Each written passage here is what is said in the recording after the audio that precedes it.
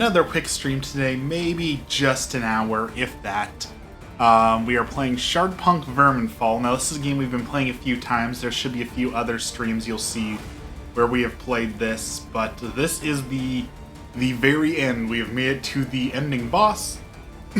Excuse me. And it is much harder than I thought. We have to activate 6 reactor nodes. We've done 1. Our party is half dead. We're surrounded, so, yeah, it's a little harder than I thought, so we're gonna try. So, welcome in. Glad to have you all here. Let's start with an intro song.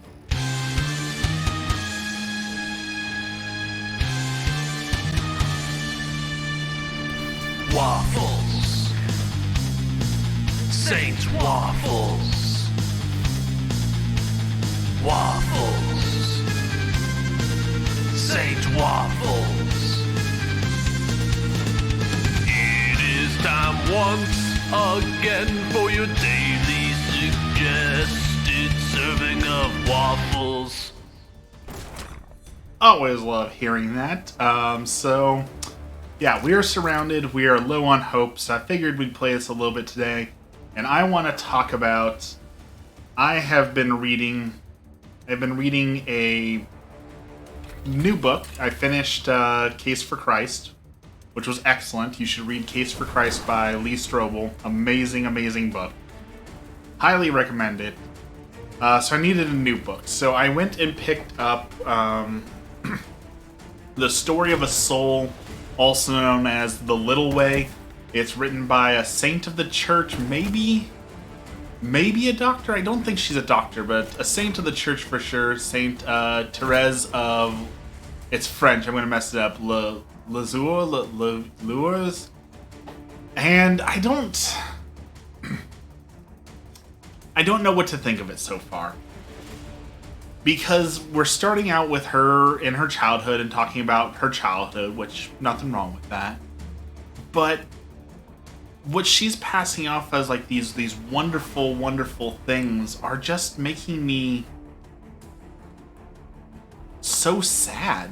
Because she spends so much time talking about how, like, oh, when she did anything wrong as a child, she would run to her mother and cry because she was so worried about going to hell for doing one thing wrong that she'd have to immediately go and apologize, and she would worry and cry about it. And it's written as like, wow, what a saintly good person.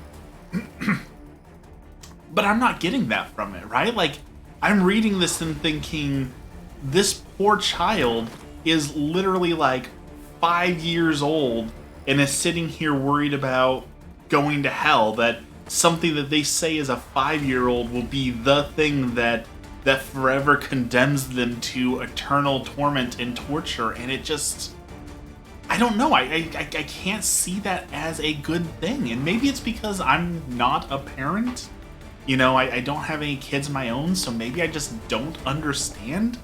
But it seems to me, even if you're a good Christian parent, you wouldn't want your child fearing eternal torment and damnation over every little mistake, right?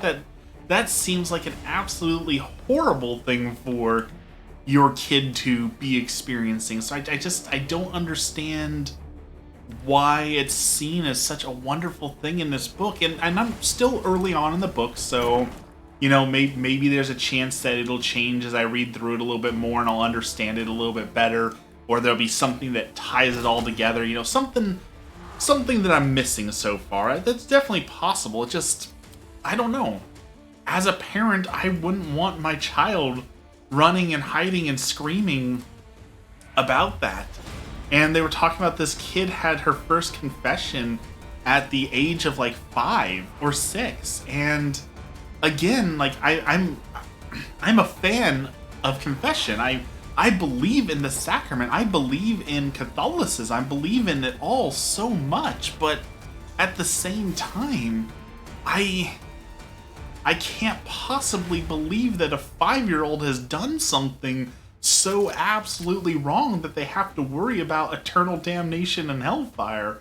And certainly, like, you take them so they can see it, so that they can learn it, so they can experience it, so that the habits are formed. I get that. I understand that you want your kid to be immersed in the culture, but to actually make a 5-year-old go in there and confess, oh, you thought naughty things, and if you don't do this, you're gonna burn, child. It feels so wrong.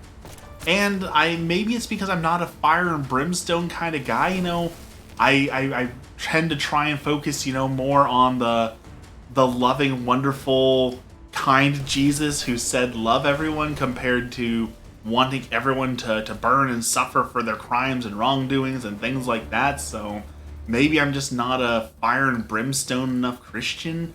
And if I'm wrong, tell me I'm wrong. If you're a parent out there, you know, you're more of an expert than I am. If you think that's the proper way to induct a child into all this, definitely be my guest and tell me that I'm wrong. But I don't see it.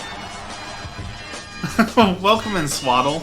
We were just waiting for you because we needed expert advice from someone who is a parent, because I am not a parent, so I wanted a parent's opinion. So I'm guessing you just joined and missed my entire rant, but if you heard any of that, please tell me, so I need to know how much you need to recap this.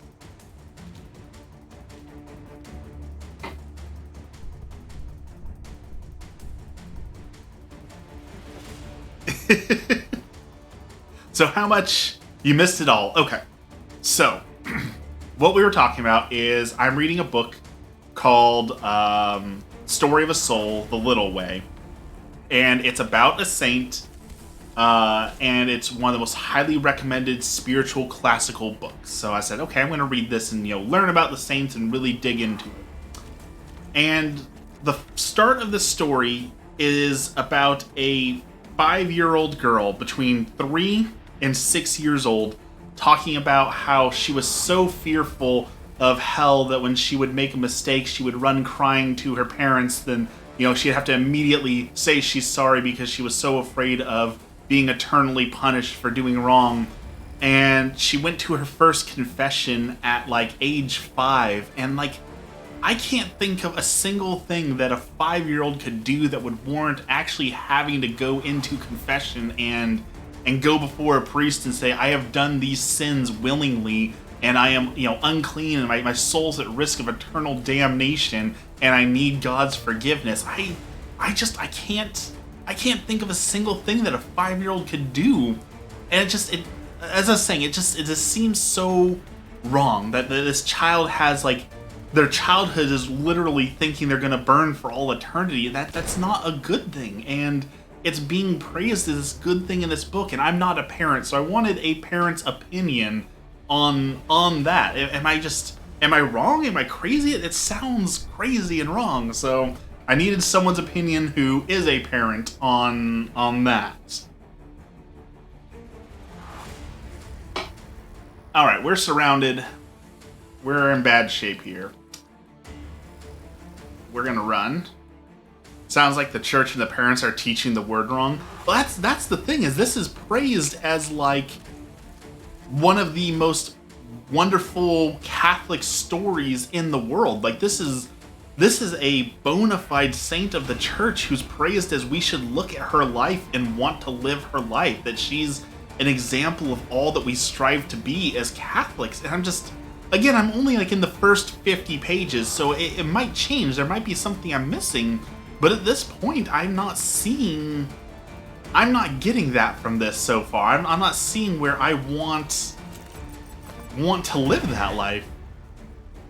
There's nothing okay with a child being that stressed out. That's exactly what I'm feeling. That poor kid doesn't need all that, right? When you're 5 years old, you should be worried about your dolls or learning the ABCs or whatever goes on in a 5-year-old's life.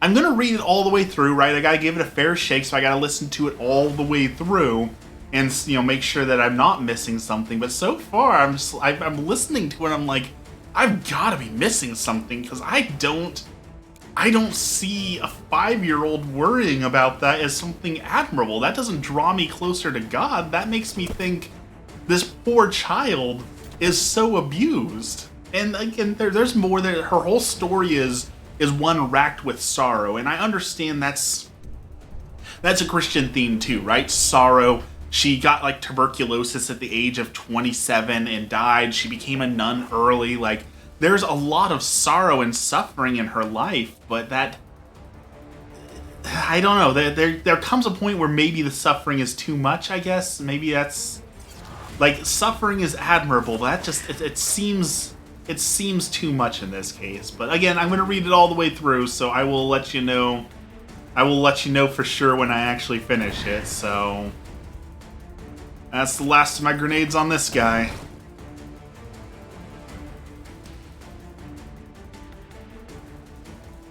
Alright, let's move here. Got a good shot there.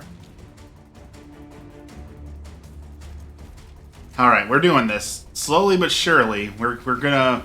Oh, well, maybe not.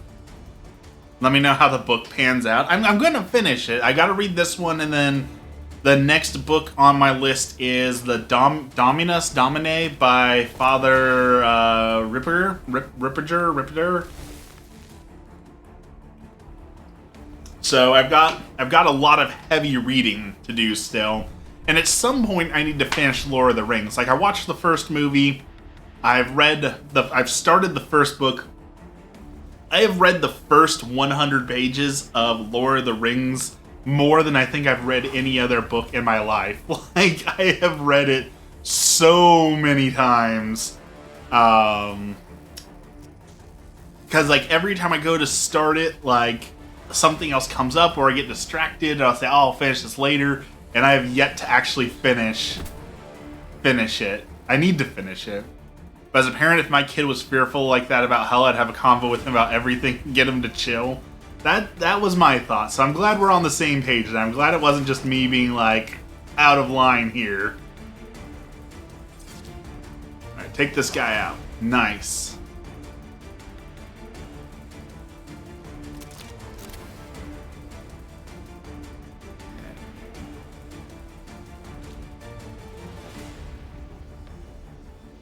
Alright, we're doing better than I thought. This is the final boss, so it's supposed to be a hard fight. But we're slowly making progress on this.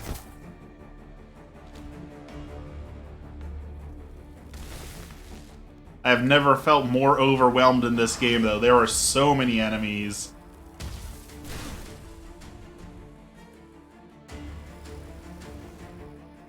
Alright, that stun attack is the worst possible thing to get hit with. Losing my turn right now is just absolutely horrible.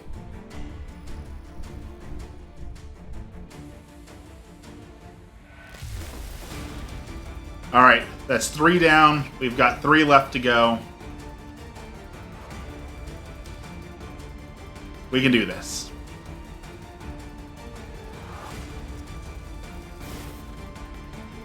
So we're going to bomb this guy. Send this guy up to slice him.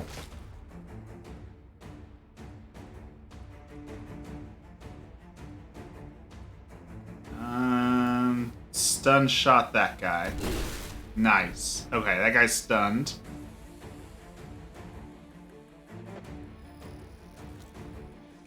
Take out that elite so he can't stun us.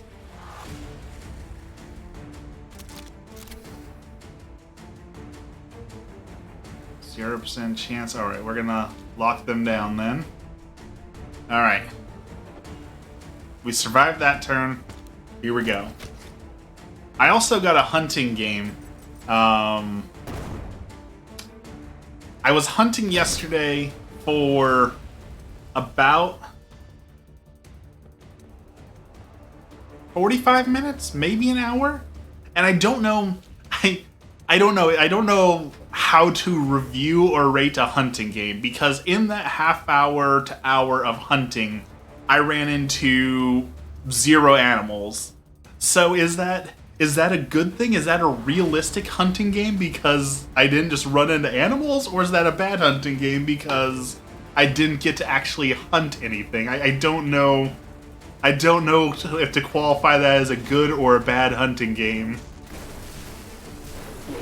Alright, let's stun those guys, electrocute them. You should hunt that book for saying it's okay for that kid to suffer. I understand that there's a certain love for suffering among Christians, and I understand that it's admirable, but at a certain point it's so hard to read about and understand. Shoot that dude. Alright, we need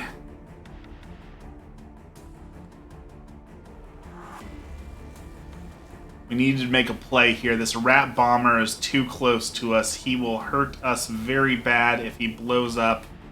We can't afford to have him blow up on us. Maybe...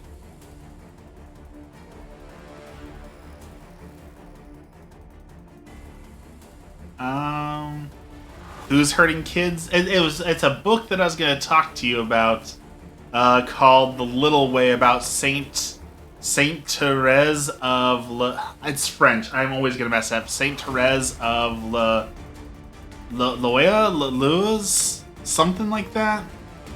And there's so much in that book that flabbergasts me. So I had to talk about it because I just didn't understand so much of it.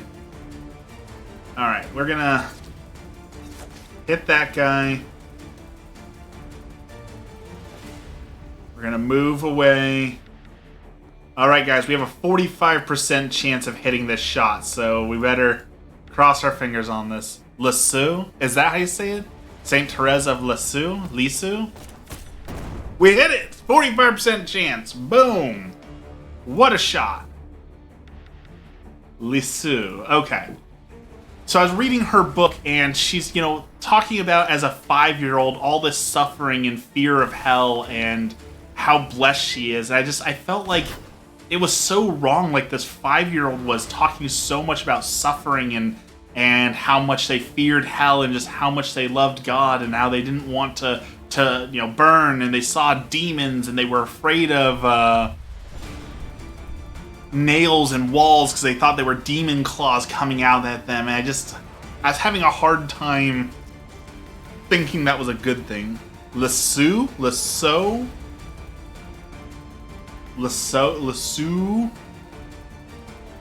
I'm so bad with pronunciation, especially Pokemon. I always get Pokemon messed up too.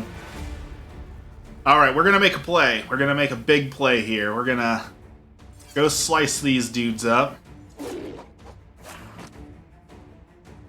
We're gonna precision shot this dude.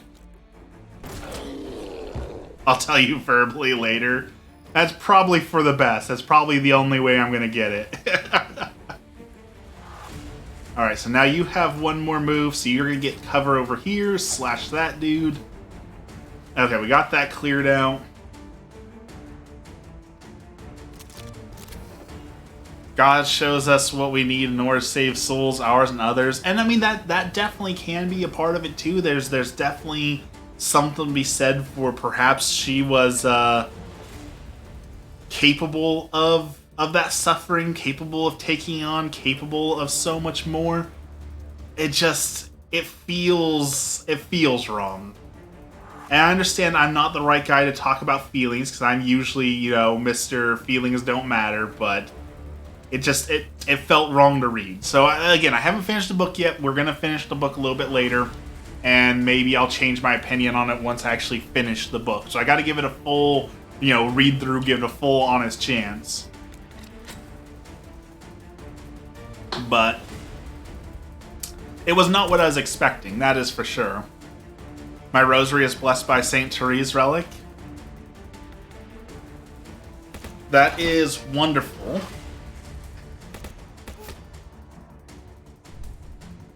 I don't think any of my rosaries are blessed. We need to get one of my rosaries blessed. In other news, kind of on the topic of blessings, but not really, Emmy found out that we can order custom Crocs. Now, hear me out. I know people are like, oh, Crocs are hideous. No, Crocs are the most comfortable and wonderful shoes. And if we place an order for 25, we can make custom Saint Waffle Crocs. So, you know, if 25 of y'all are feeling it, we can get an order going and we can get some custom Saint Waffles kicks, and we can all wear our Saint Waffles Crocs. So just throwing it out there, that may be an option for us, and that sounds wonderful to have Saint Waffles Crocs. My rosary is blessed by one of the old popes. My coworker has a rosary blessed by Saint John Paul, Pope Saint John Paul II. And I am jealous of that. I do have quite the rosary collection. I have almost too many rosaries. I'm at a point where I think if I get any more rosaries, I'm going to have to get rid of a rosary in order to get another one. Which is awful, because like I have too many, because I got my Saint Waffles rosary, I've got my Souls in Purgatory rosary, I have my Spiritual Warfare rosary, I have my 20-decade Memento Mori rosary. Like, I have so many rosaries, but I want more. I want more rosaries. Oh, I've got my World War II replica battle beads rosary, and I think I actually have 2 of those. I've got a pocket rosary. I've got a 3-day Blessed Virgin Mary rosary. If Italians can have 5 billion crosses, we can have 3 million rosaries. That is fair. You're onto something there. Also, my husband has a piece of the cross, like Jesus' cross. Don't ask me how, but it's been passed down to him. That's pretty awesome. Yeah, you don't get to just casually say I have a piece of Jesus' cross and not tell the story. Like that, there's got to be an excellent story to go with that. Oh boy. We put our dude in a rough spot.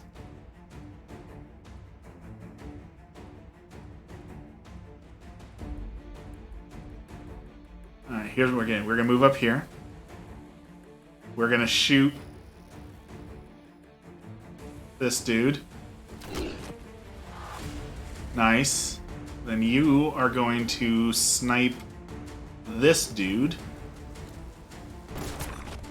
It's in an old container and everything. That's pretty wicked. Alright, now you make a break for it. Come all the way down here. We gotta get all the way to the other side of the map. We can do this. Love to see a picture of? Yeah, for sure. That'd be an excellent picture.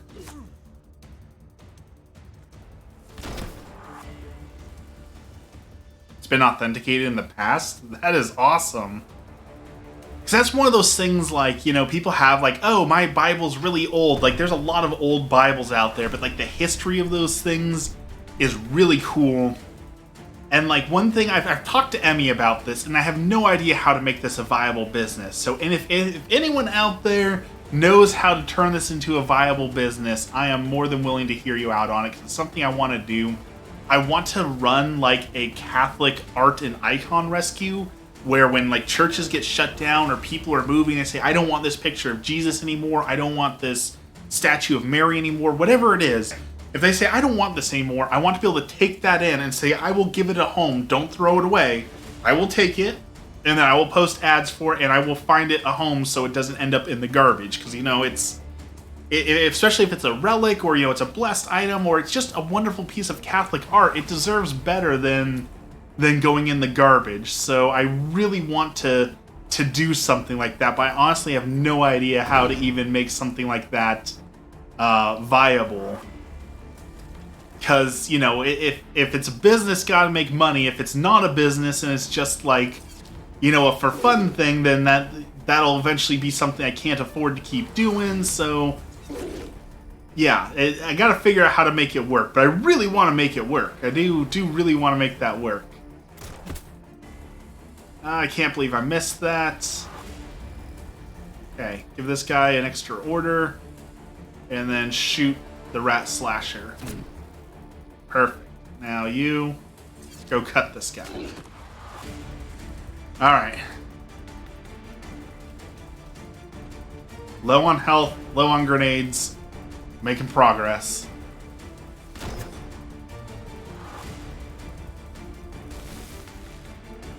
We can do this.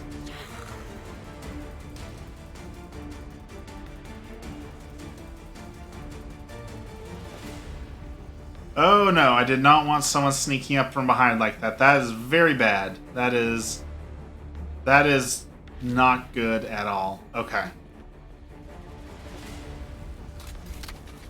That is really bad. That is a lot of enemies that just came out of nowhere.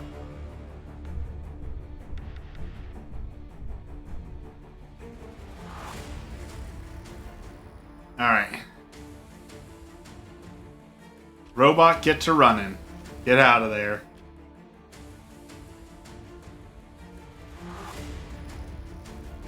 Alright, we can stun and hurt all these guys.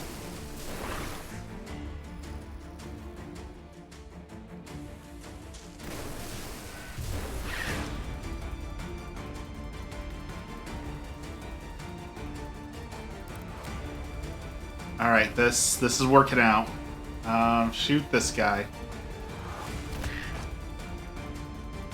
And shoot that guy.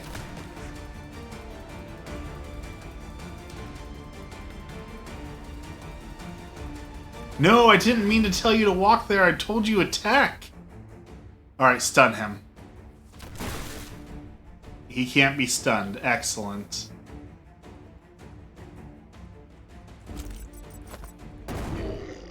Take that dude out and run. Alright, we just made a really bad misplay. That might be it. That might be the mistake that cost us the game.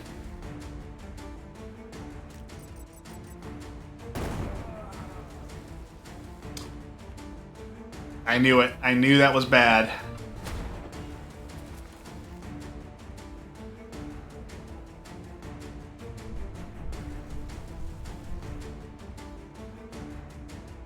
Alright, we've got to somehow make it 6 turns.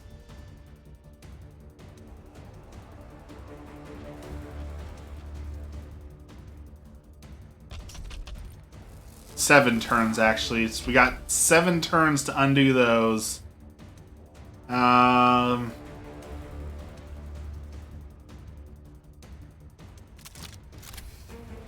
Free up your weapon.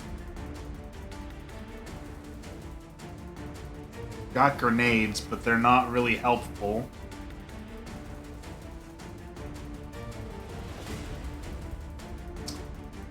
Oh boy, I don't know what we're gonna do here. Let's stun these guys.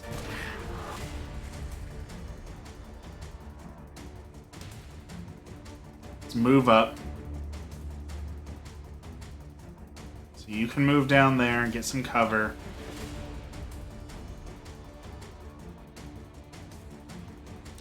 Oh, this dude can self-revive? Excellent. Okay, we might be back in this.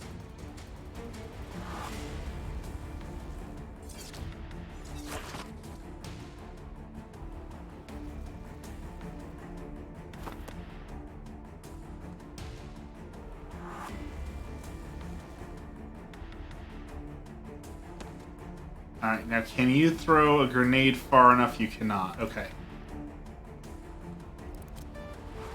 Can we run and cry in the corner? We're not out yet. We're close to out. We're not there yet. We're gonna keep going. We're not giving up yet.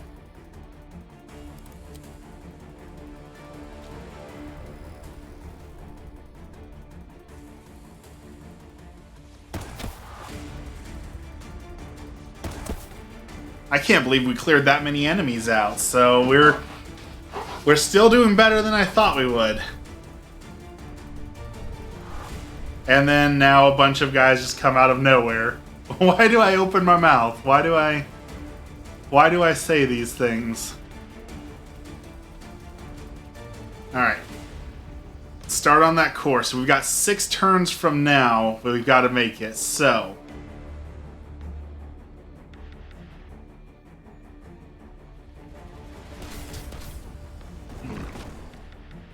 let's kill those dudes. You run and hide there. You are going to... wait. You are going to give you an extra move. Okay, we can do this. We can solve this. You get an extra move, which means you can shoot this rat ogre and kill him. How did you not kill? You've got a shotgun. He's point blank.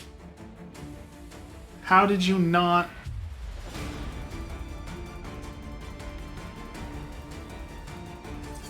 Come cut this guy up. Come cut this guy.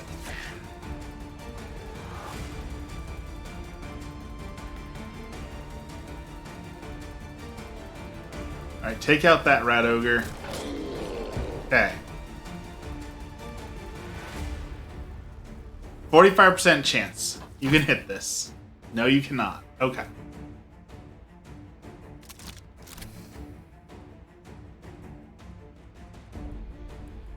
Alright. Oh, that is a lot of enemies still spawning in, and they just stunned us. That is not good.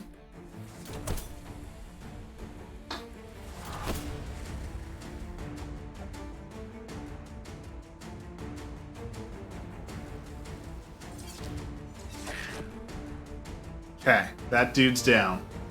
We're making this. We're making this work somehow. I don't know how, but we are making this work.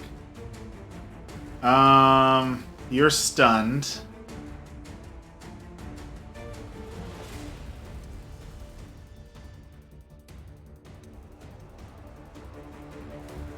Okay, we're gonna have you go run up here, and then you're gonna precision shot right through these two guys.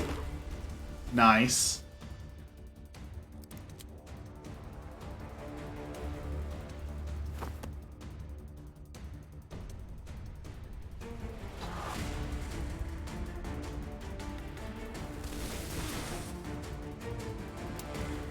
Okay. Oh. Enemies are spawning in where they should not be. That is not good.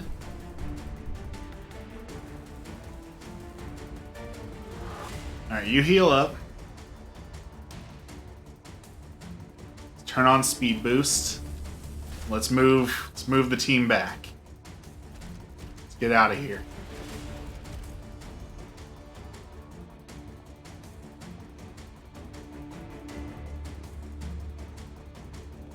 Everyone moves back.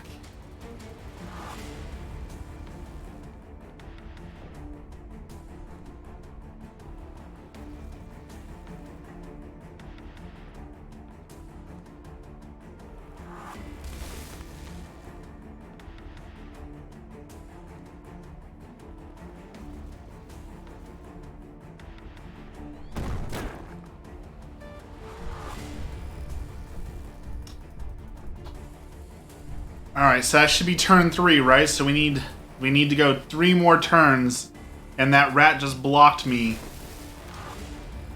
I cannot believe it. That rat just played so smart and blocked me from my winning move. How?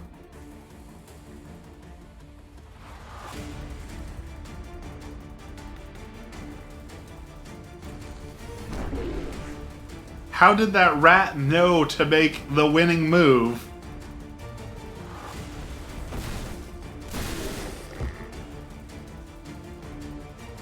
Like, it's a rat. It's not supposed to checkmate me. What the heck was that?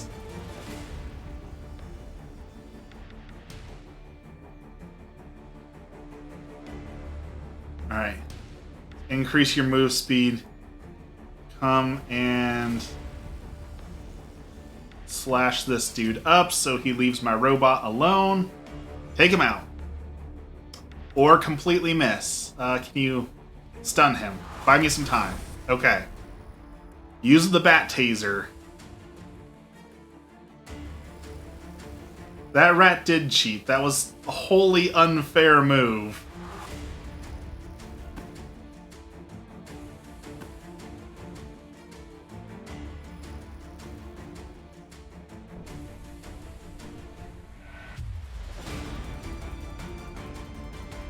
Okay, that's okay. We're recovering. We're recovering.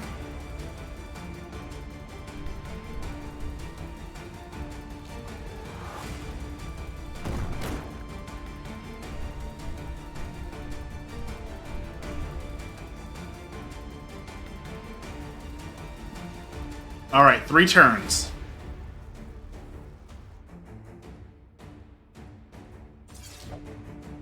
How'd that dude dodge? Okay, apparently he can't be hit by melee attacks, so that's massively bad. Buy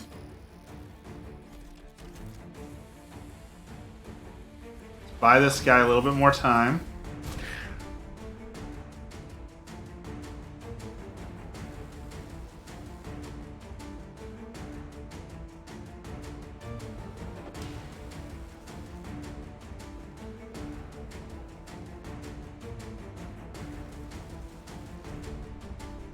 Alright, 2 turns left. We have to survive 2 more turns.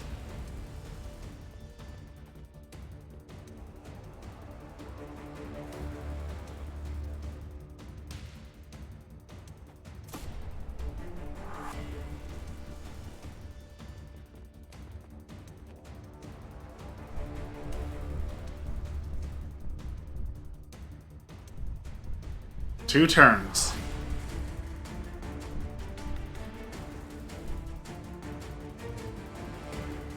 We can do this. So you're gonna move up here, but he didn't survive 2 turns. We're trying really hard. Okay, now you're going to precision shot these 2 dudes.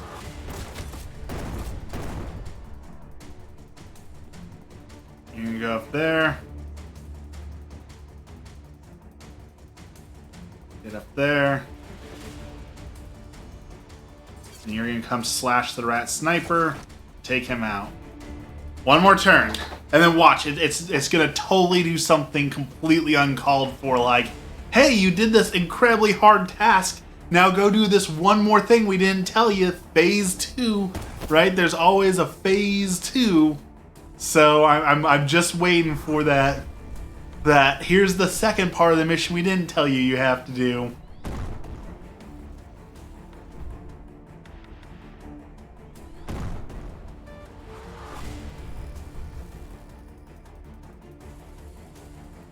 Alright, you... slice them.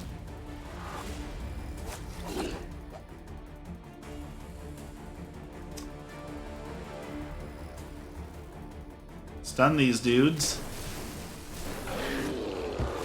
Or kill them all, that's great too.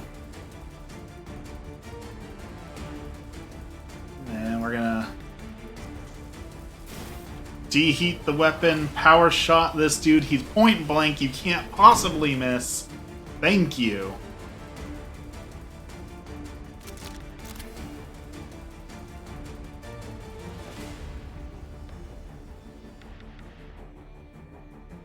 Alright, 40% chance. Yes, okay. You did it. You made me proud.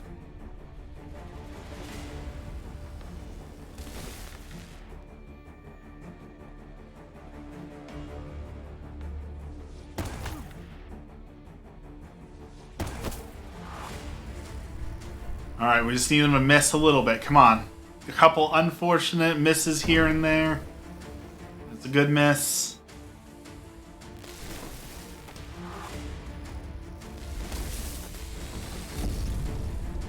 Did we do it? Generator blasts a surge of energy into the air. Every energy source, every pile of shards the vermin have gathered becomes a deadly explosive, wreaking havoc on the city. After a while, the dust settles, the vermin have been obliterated, the city is destroyed, but the automaton has achieved its purpose. Glory to the Empire, we won! 393 rats slayed, 1 survivor rescue, 0 people lost, 31 grenades thrown, 93 hit points healed. Alright. So we amassed 3 points for unlocking things, so I guess let's unlock the last character we didn't get to use, and upgrade.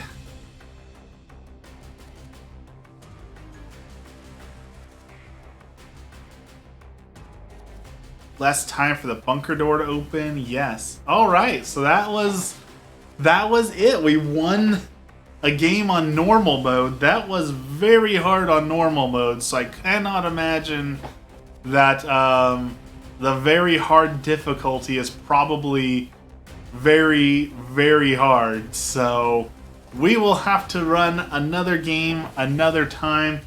I've only got a few minutes left here because Emmy's going to get off work here soon, and I've been waiting to talk to her all day. So I think we will leave it there on a high note, on a victory. We don't often get to end the stream on a victory. So I think that's where we will call it. So let us do our ending prayer. In the name of the Father, the Son, and the Holy Spirit. Our Father, who art in heaven, hallowed be thy name. Thy kingdom come, thy will be done on earth as it is in heaven. Give us this day our daily bread, and forgive us our trespasses, as we forgive those who trespass against us. And lead us not into temptation, but deliver us from evil. Amen. Lord, thank you for this blessed day. Lord, help us all to grow closer to you, whether it be through suffering, whether it be through love, whether it be through education, apologetics, whatever it is, Lord, whatever each person needs to have their faith and love and charity grow, and in so grow closer to you, Lord, let thy will be done.